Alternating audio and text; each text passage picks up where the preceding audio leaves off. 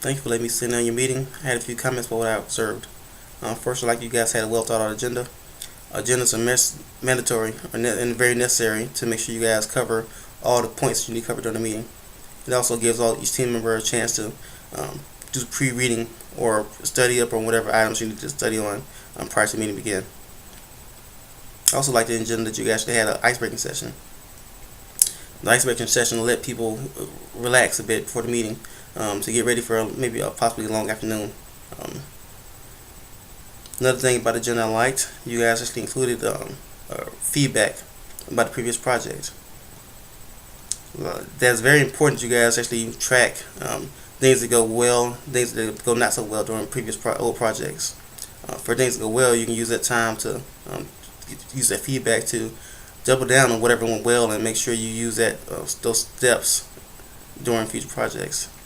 If you find trouble areas in projects, you can figure out why these areas are problematic and either fix them or try to avoid those situations or find another way to handle situations in the future. But when you do get this feedback, make sure the feedback you provide to each other is constructive. For instance, during this meeting, you provided Donna some feedback that you started your last Boeing project a little too late.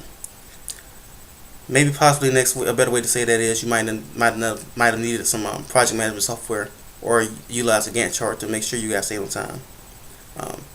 It seemed like when the discussion went that direction, you guys kind of devolved a bit and it went a little bit too much back and forth than what I would like.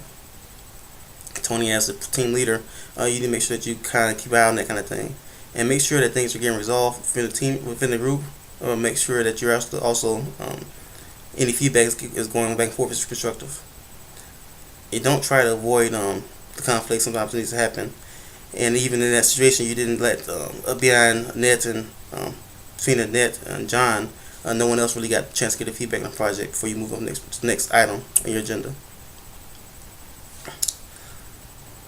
And speaking of the next item on the agenda, it seemed like Tony that when John began discussing what the next project would be, you cut him off pretty soon. I understand that you have a lot of experience giving presentations and doing PowerPoint, but we should allow for other team members to also do those kind of things. Seems like the situation where John might want to expand his expertise in doing that during a presentation or creating this PowerPoint, and you can support him in that matter. But you support the team in that matter, support him in that matter.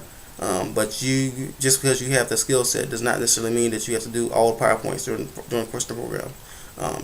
The goal is for everyone to grow their skill sets equally, and you want to make sure that you help another team member grow his skill set if need be. And speaking of growing skill sets, Mike, I need you to be more engaged with the process. I understand that you have a comfort zone of doing the financial analysis, but as an MBA student, you want to become more of a leader, and you want to become more engaged in things other than what your current comfort zone is. You want to learn how to do different things beyond your current area, so you can expand yourself and expand your skill set, so you can go into different areas.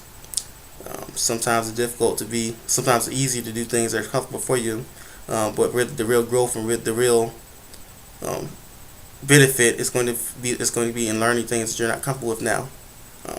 As the project goes by and as this course goes through, you'll become a better person and be a more valuable manager if you know further skill sets beyond what you currently know. So for future, please make sure you're more engaged into other things other than the financial analysis, and make sure you try to take more of a leadership role in other programs moving forward. And also for the next project, Tony, have another more feedback. Seemed like the next project down the line, Donna actually was the project manager for that project. She seemed like she did her homework, and she also seemed like she was very adept to discuss the next project moving forward. Seemed like you cut her off prematurely when she was discussing the next items of the project. I understand you and her you did not see the project the same as she did, but it seemed like you were going to try to hijack the project from her without really valid reason.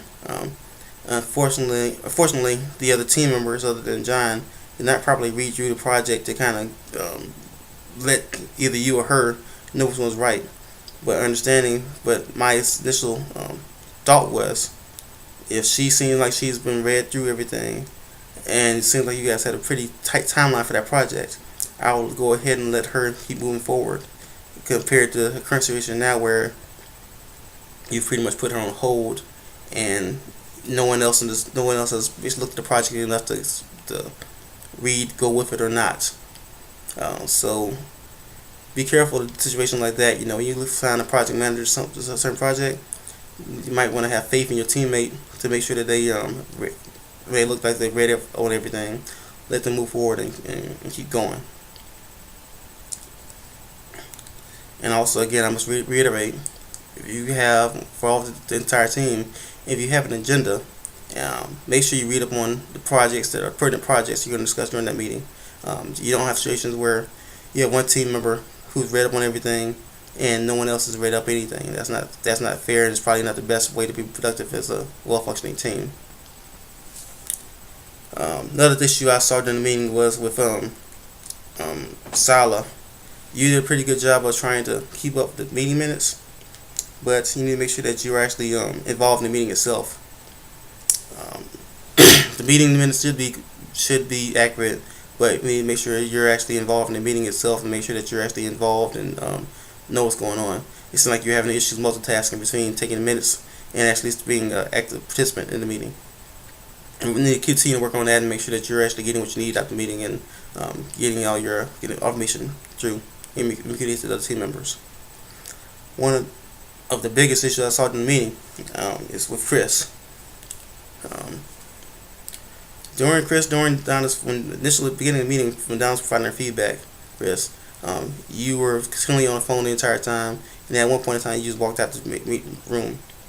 I understand that we are all professionals, understand that we are all have jobs we attend to, but you owe it to the investment you made into this MBA program, and you have to respect the investments that your team members have made, to make sure that you're actually participating to the highest level. Make sure that you prioritize this program as you should, to the level that's going to allow for you to be a highly productive team member. And keep thinking about how this program itself will benefit you in the future.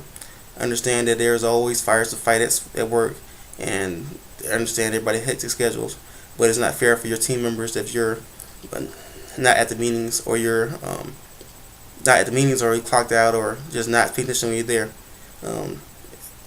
Need to do better at trying to prioritize and schedule that time away from work to make sure that you can be a contributing member of the team. And for now, that's all I have for you guys. Take my advice as you need it.